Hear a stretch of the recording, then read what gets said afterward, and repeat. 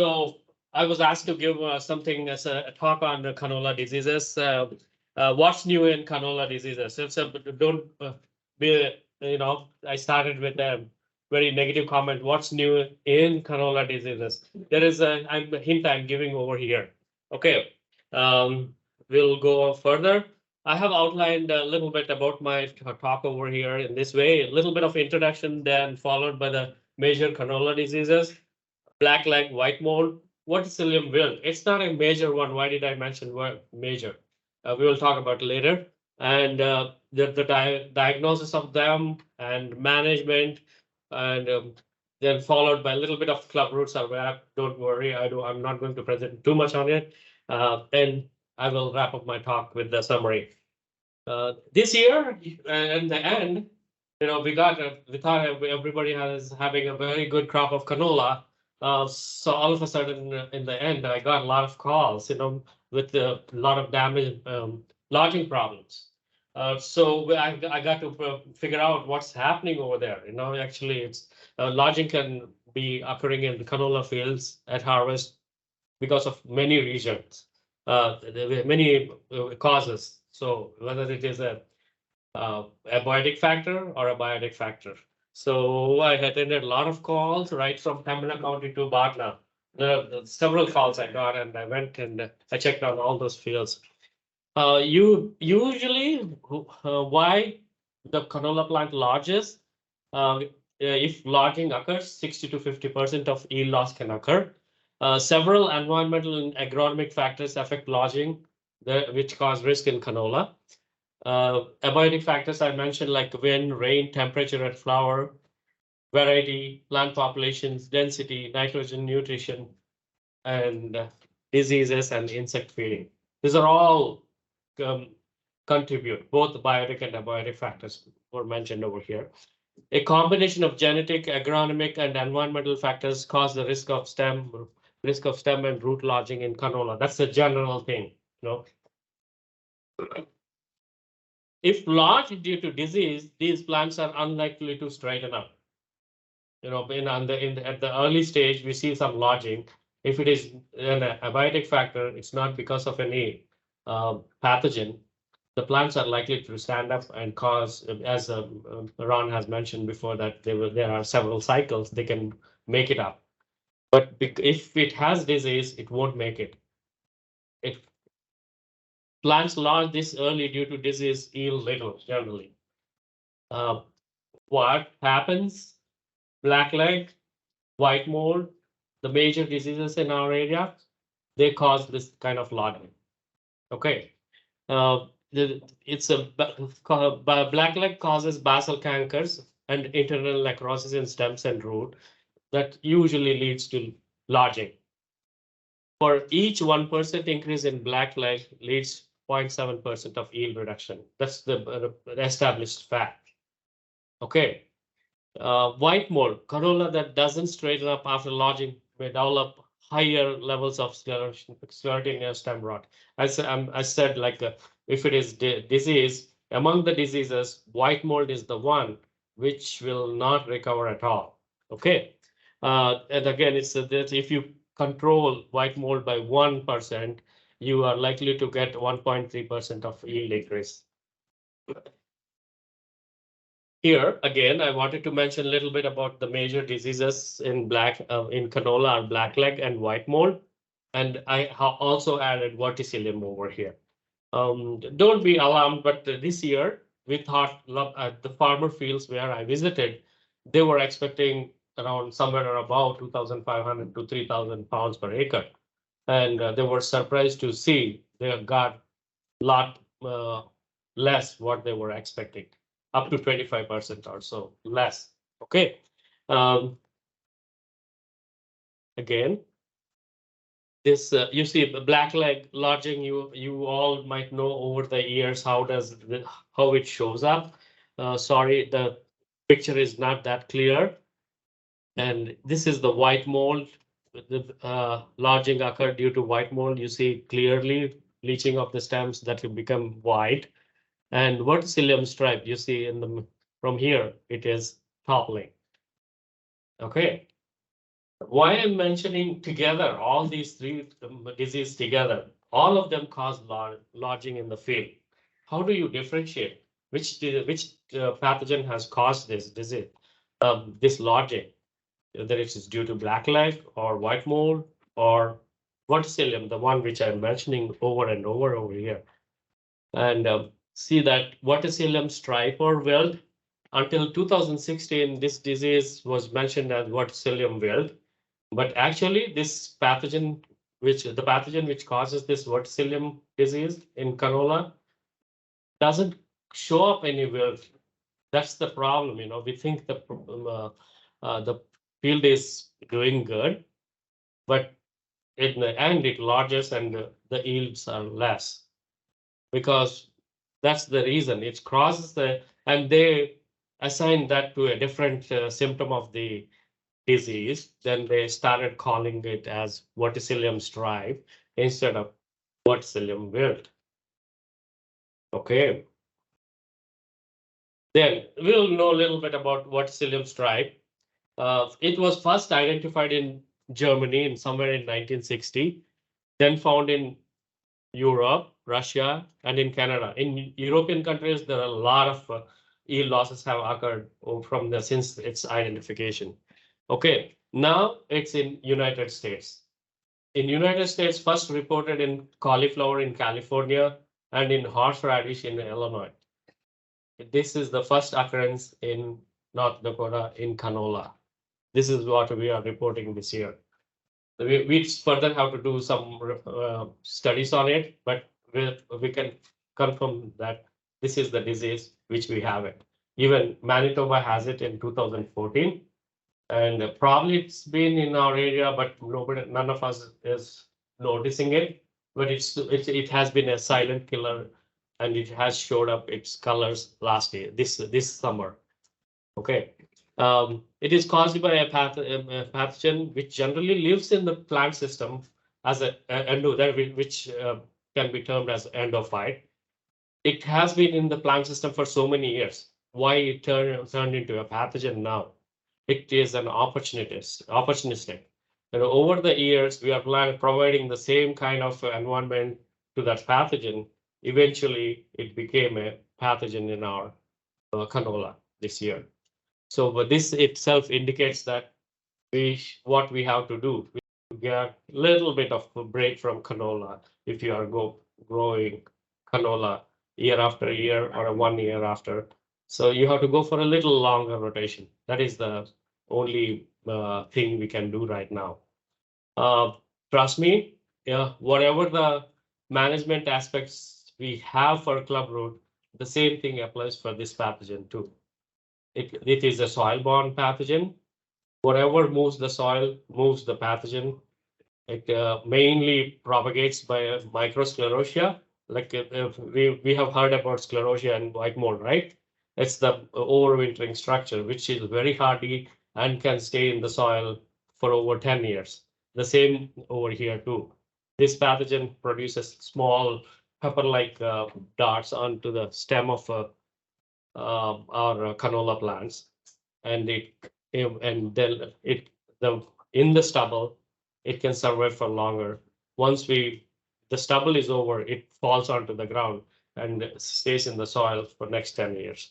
So I wanted to show how to differentiate this with uh, um, white mold or black leg. You see this is a half stem bronzing. This is the typical symptom of this verticillium. This is the stripe we see. That is why they wanted to call it as verticillium stripe instead of verticillium wilt. You see the long, small pepper-like dots over here. When you peel the outer layer or the epidermis of the drying stem, you see the small dots underneath. Those are the microsclerotia. And also you can cut through at the basal region, and you can observe as we observe the black leg. Okay.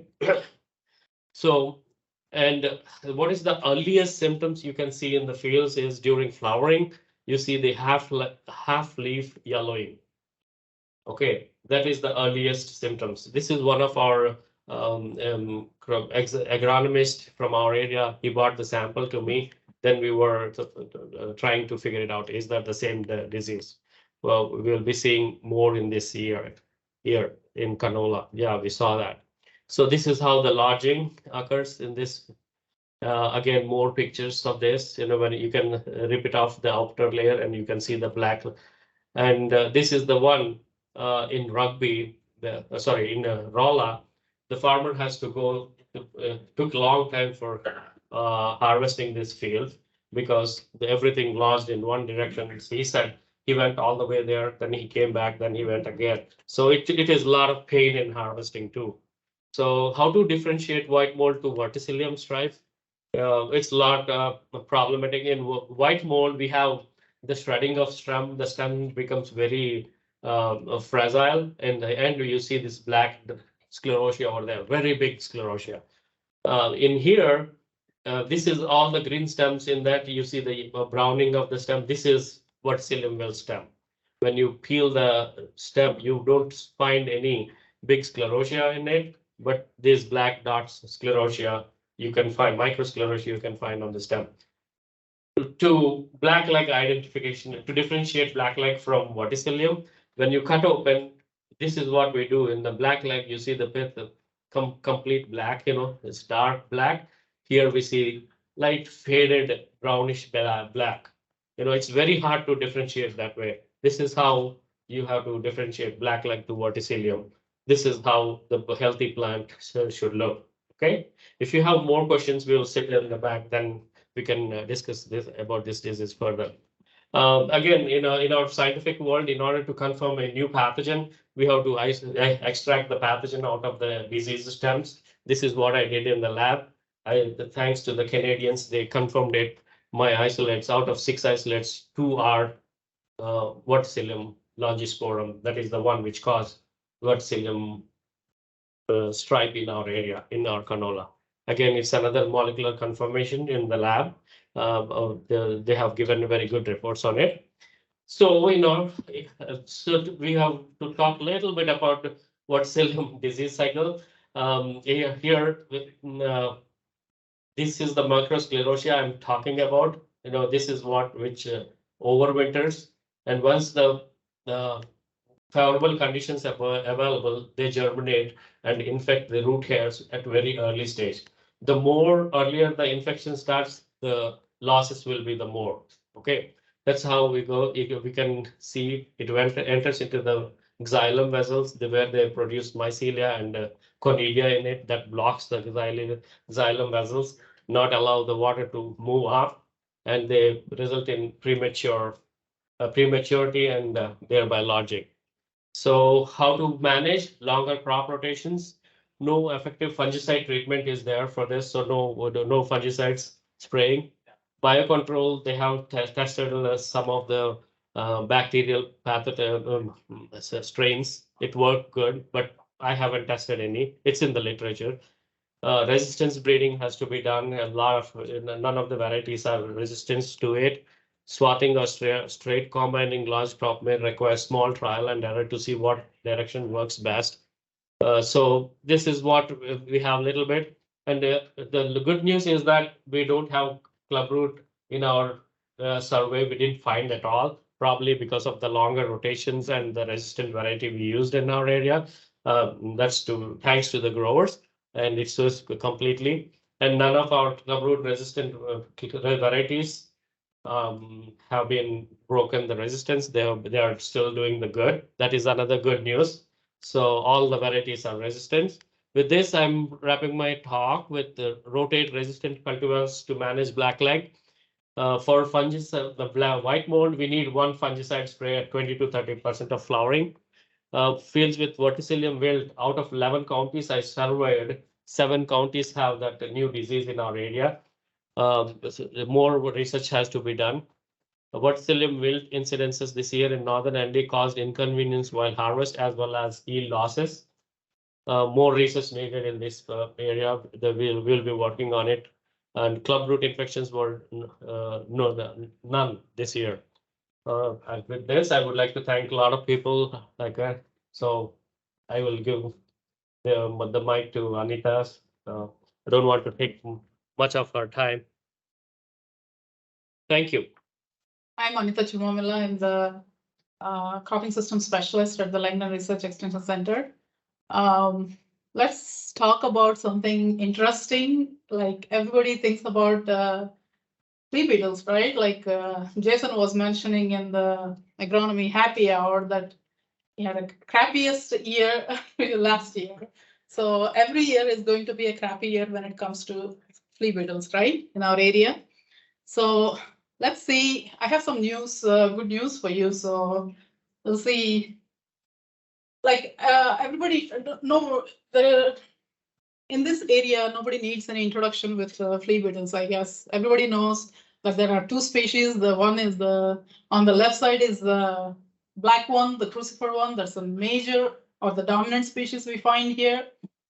And on the right side, we have the striped flea beetles, which have those yellow stripes, two yellow stripes. And this is not very dominant in our area, but watch for it because these populations are increasing and this is the nastiest one. We don't want this striped one. We can deal with the black ones, but these are the nasty ones. So we should watch for those populations and trust me, they are increasing. And I think part of it is we created our own problem and I'll talk about it. So the black ones, they are the dominant ones, but they emerge a little later, like 1 to 2 weeks late. But the striped ones, they are the ones which show up early in the season. Like I said, the black ones are easy to control, at least for now. We still have a few tools that we can control them. However, the striped ones, they are, like I said, they're the nasty ones or the tough ones to control because we've seen tolerance or resistance issues for the seed treatments we've been using. Okay, why do we talk so much about these flea beetles? Because these are the ones that show up first in the field, actually in the early in the season, and when every other crops are in the seedling stage, and we are not worried about any diseases or insects, but canola flea beetles, this is the most of the producers worry about this insect because that's an early season pest and it can cause so much damage that it can wipe off your fields at the right temperatures and favorable conditions. They can wipe your field in one day. So that's the potential of this insect that for causing damage. And the most vulnerable stage is that seedling stage, like the cotyledon stage to up to this, the plant develops up to 4 to 6 leaves. That's the stage that you should be very careful about this with this insect. And like I said, costs like about more than $300 million annually for the control of this insect in North America. Seed treatments are the primary method. We have been relying on seed treatments for the control of this or manage this insect. And we've been doing this and we have been relying on neonicotinoid insecticides. And we've been doing this for more than a decade. And that's why we ended up in this situation of where relying on one chemistry for a long time causes resistance issues. And that's why we are seeing that resistance not only in the striped flea beetles, they have more tolerance to neonic insecticides, but the crucifers are also showing, it's becoming more and more difficult to control just with the seed treatments. And so I've been an extension agent for Cavalier County after Ron for 6 years, and all those 6 years I've been getting these 3 important questions about the flea beetles. Every time I talk with producers, they get so frustrated and they say like, okay, are the flea beetles, do you think that the flea beetles are field specific? And there is no right or wrong answer for this because it can be both ways.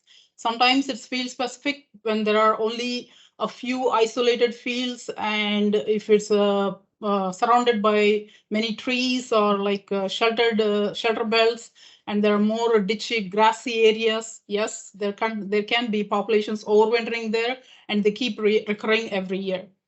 However, in areas like Cavalier County, where you grow canola in 300,000 acres, it's like they are everywhere. Like, so they can't be field specific. If you plant canola this year and you had a heavy field flea beetle infestation, and they can move, they can fly, they can move to the neighboring fields that grow for canola next year. So they can be field specific when there is a lot of canola acres. The second question is, do we need to control late season flea beetles? That is like the summer population where you see this. This is the common sight sometimes in the month of August. Like some plants will be covered with hundreds of beetles, and the canola is in late stage of maturity, but it is covered, and these flea beetles will be munching and chewing through the pods, leaving nothing, skeletonizing the entire plant. However, those populations are like, you see spotty areas, like it's not like spread all over the field, but you'll see them in isolated patches. And if you want, you can treat them, but it doesn't pay you, but I think Canadians did some research on this, and they kind of like put some 100 or 300 beetles in a cage and tried to see what kind of damage they can do in that late season. Well, early planted canola, they didn't find any damage because they've already matured. With the early planted canola, the pods matured, the seeds are well done, so it couldn't cause any damage. However, the late seeded canola, like by the time these flea beetles are emerging, they are at the stage of right there where the seed is developing but still translucent. At that stage, if these beetles are like about 150 to 350 beetles per plant, then they can cause damage. And you should note that, like, these kind of when you want to make a spraying decision, make sure that you have a population that is wide enough that will be worth of your money spraying. It's just a patch that is being affected by these flea beetles. Don't worry. It doesn't pay for you to treat them. If you have time, go and spray that patch and be done with it. But a full field spraying, it's not recommended. And then our main question is, every year I hear at least some producers who use the seed treatments, but then still they have to go and replant because the seedlings are gone. And they come and say like, well, are these seed treatments even worth? And that's a legitimate question. And we'll see what are the options do we have, what seed treatment options we have in the market. Well, the first group is the neonics that we have been relying on for more than a decade.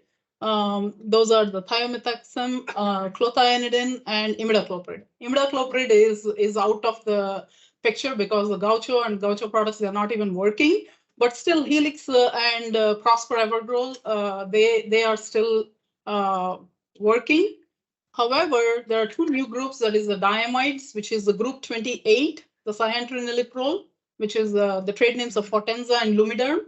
And then Bayer has a new product that is the Buteyostart, which is a new group. Again, it's group 4D. Note the numbers, 4D, 4A. Okay, there are two subgroups, but different chemistries. But this is the group 28 is a total different chemistry. Okay. So when it comes to those numbers, what those numbers mean? Those numbers mean they act differently on the insect. Well, the first two, the 4A and 4D, that is the neonics and the butenolides, which are that Buteyostart and Helix and Prosper Evergold. All those products, they are under the number 4, because they act in a very similar way on the same system, the central nervous system of the insect. Both the chemistries work on the nervous system. However, how they work on the nervous system is by different pathways. That's why they have two different 4A and 4D. the alphabets are different. Both act on the central nervous system and they cause the paralysis and death of the insect, very rapid action. However, they act in different pathways. The other group, diamides 28, that is the lumiderm, that acts on the muscle systems of the insect. So it's a total different mode of action. And that's why we keep in entomology world or in any like any pest world, like it's whether it is a disease or a weed or an insect, we constantly emphasize on change the mode of action because you need to confuse the insect. Every time you can't use on the same product because same chemistry, the insects get used to it and they'll develop resistance. But when you change the chemistry, you are changing the different action, and that is hard for the insect to develop resistance. So central nervous system, muscle fibers. So those are the two different actions. And this one acts fast. When the products that act on the central nervous system, they act like quick knockdown effect.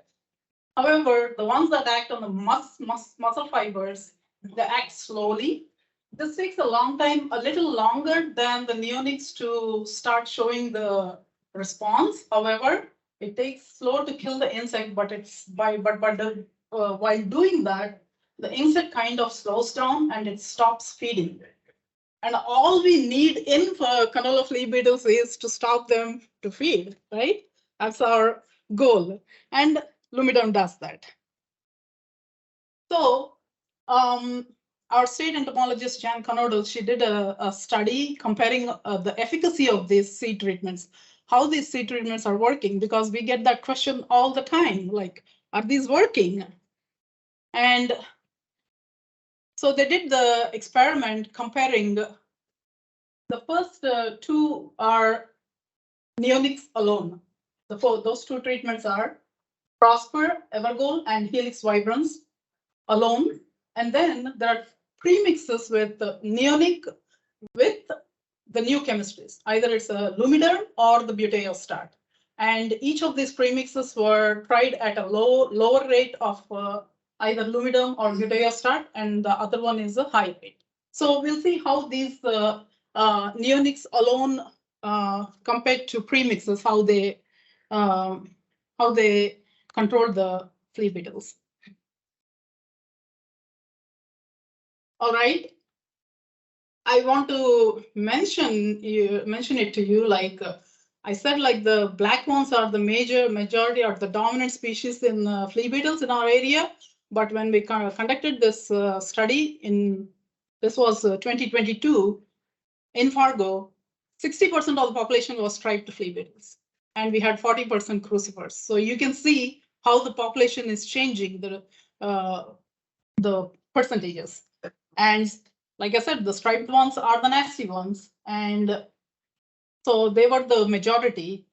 And that gives you much more better data, right? Like whether the seed insecticide treatments are working or not. And then the feeding injury rating was assessed at 4, 7, and 11 days after emergence. And they used a 0 to 6 scale of rating the injury, plant injury, with 0 is like no damage at all, and 6 is like plant is dead from the insect feeding. Yeah, so this is a busy slide. I will try to explain it to you. Okay, all the treatments are on the x-axis, and here this is the check or the control where the treatment was just the fungicide on the seed. And here, these two are the neonics alone. And from here, those are all premixes. Neonic plus lumiderm or buteo. So those are the premixes. And what are these 3 bars? Blue one is injury after 4 days after emergence. Orange one is injury 7 days after emergence, and the gray one is after 11 days. Okay. This yellow one is the yield. Okay, there are 3 points here. First one is look at the blue bars. Just focus on the blue bars and compare this with the check. This is the check or the untreated one. And look how how the blue bars are on the left side. Well, the neonics are comparatively better than treating no treatment at all. However, the premixes did very well, right? 4 days after emergence, they had very good control, and that is on the injury rating, right? Like there is very less injury on the plants for the first 4 days. But then look at the orange bar, 7 days. Again, this is slowly creeping up. The neonics are kind of losing their, their effect. Premixes are like holding up better than neonics alone. But then look at after 11 days. All kind of, yeah, after 11 days, nothing is working. Nothing is working. And I'll go, sorry, I'm going back. However, look at the yields. And okay, I go one step back. Okay, after 11 days, nothing is working. No insecticide treatment. All of them are same. All of them are equal to untreated. And the beetles are ravaging the field. So they had to go and spray bifenthrin on all the treatments. Otherwise, there won't be any trial at all. So this is like a 1C treatment and a foliar spray after 11 days. On the 12th day, they had to go and spray. So this is the data. Look at the yields. The untreated one made 1,800 pounds. The neonics alone, they had a 300-pound advantage. And look, the premixes, they had 600 pound, close to 600 pounds compared to the untreated check. So let's see, when we talk in terms of dollars, what that means. Okay, you have the market value and look at the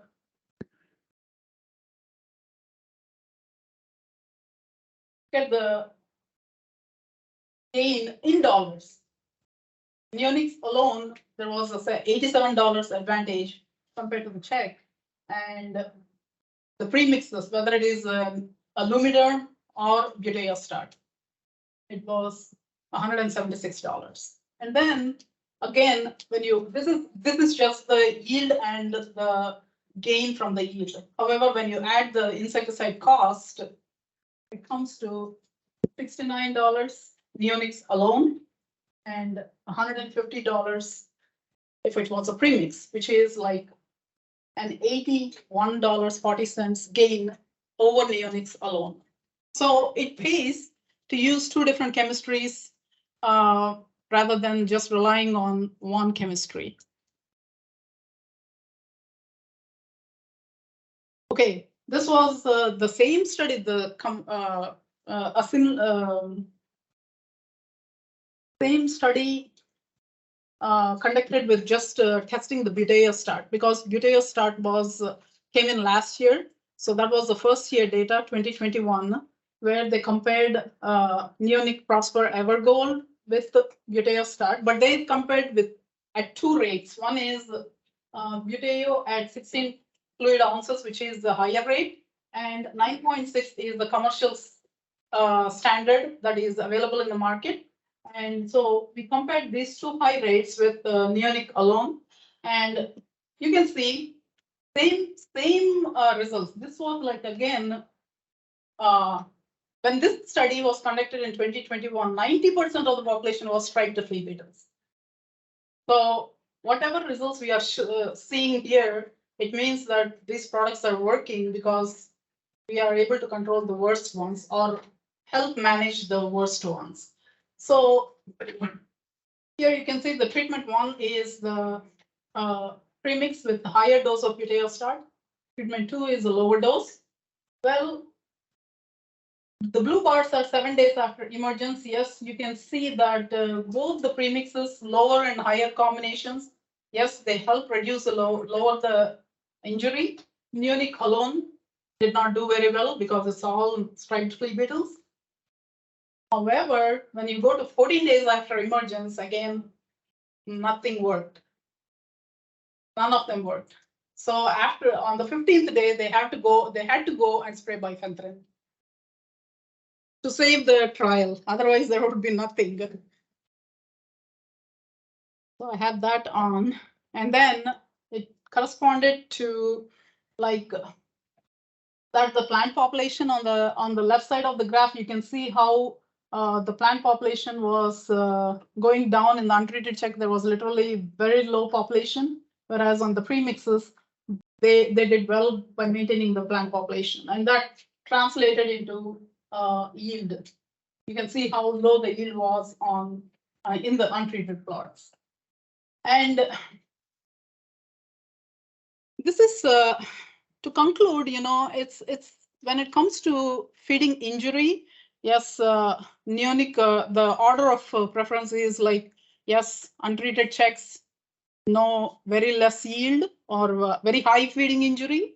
Then the neonics, yes, they have little lower feeding injury, but not as low as the premixes. Premixes did really well in reducing the feeding injury of the flea beetles, at least in the first week of emergence. And coming to the yield and net gain, so premixes had twice the yield net gain compared to the neonics alone. And I had to summarize, try to give a shot for the using the new mode of action. Please, we've been using the neonics for a long time. Try using the newer modes of actions. And the other one is because they are effective on both the striped as well as the crucifers. And our concern is with the striped, and they are coming in early in the season. And if you're in Cavalier County, whoever goes first in the field, they feel like they are the winners or heroes. I don't know, but so there is this competition going on who goes first and plants their field, and those fields are usually hammered by flea beetles because they are the first ones coming up. When there are conditions suitable for a crop to emerge, that means it's a time for the insect also to emerge. And when you have in the entire county, there is only one field that is up, and all the flea beetles are hungry, waiting for it, they will pound on it and chew them on. So make sure you have the right mode of action or right seed treatment, because seed treatment is a must. You can't do without seed treatment. That is the first line of defense for flea beetles. But then the next statement would be, it is not the silver bullet. You can't rely only on seed treatment because like we've seen in our data, after 11 days, especially in counties like where they're pounded with, like every year, it will be a crappy year with flea beetles. And there is no way out. Can't expect like, okay, next year there might be less flea beetles. No, it's not there is no chance. Every year we'll have the same populations because 300,000 acres of canola every year. Where will that's like, you have lots of food for beetles. Why would they move out or not come in? So use a seed treatment, and then if you have to go for foliar treatment, use it. There's no way you can just rely on seed treatments and say like, oh, I'm spending so much money and I don't have to use the foliar insecticide. It doesn't work in our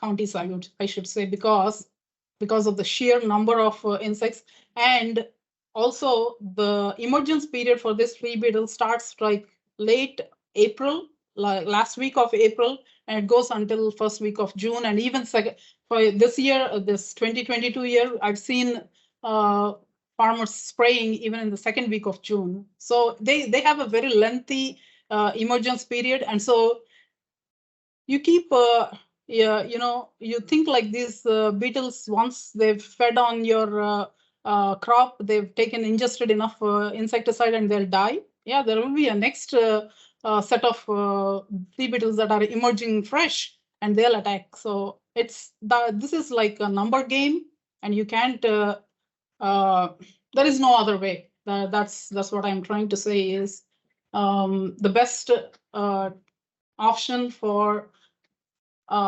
heavy flea beetle area is seed treatment plus foliar spray. So that's my message. But keep changing the chemistries, whether it is the seed treatment or the foliar spray. Change the chemistry. You should always keep confusing the insect. Don't make it habituated to the same insect and same chemistry, so that it gets used to and starts the physiology or the metabolism of the insects gets adapted to that insect, and it starts breaking down that chemistry. So that's how resistance problems happen. And that's my message. Thank you. There are no questions.